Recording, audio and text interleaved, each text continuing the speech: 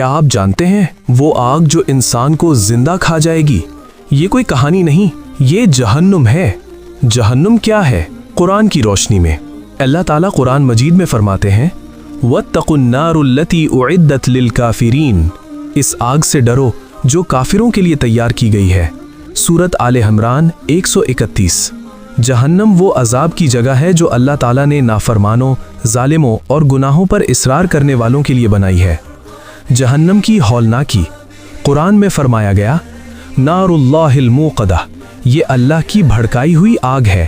سورۃ الہمزہ 6۔ یہ آگ دلوں تک جا پہنچے گی، نہ موت آئے گی نہ راحت۔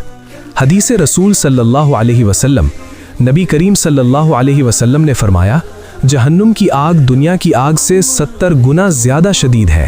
صحیح بخاری۔ اور فرمایا اگر تم جان لو جو میں جانتا ہوں تو کم ہنستے اور زیادہ روتے۔ صحیح مسلم۔ جہنم میں جانے کے بڑے اسباب: نماز چھوڑنا، جھوٹ، دھوکہ اور ظلم، ماں باپ کی نافرمانی، سود، زنا، شراب، گناہوں پر فخر کرنا اور توبہ نہ کرنا۔ یہ پیغام آپ تک پہنچا رہا ہے عدنان آفیشل 786 چینل۔ جہنم سے بچنے کے طریقے: سچی توبہ، 5 وقت کی نماز، حلال رزق، نیک صحبت، قرآن کی تلاوت، درود شریف کی کثرت۔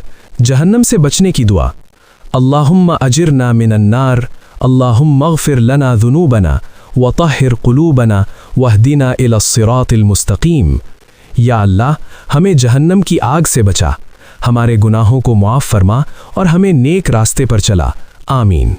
آخری پیغام: اگر یہ ویڈیو آپ کے دل کو لگے تو لائک کریں، سبسکرائب کریں، فالو کریں اور کمنٹ میں اللہم اجرنا من النار لکھیں۔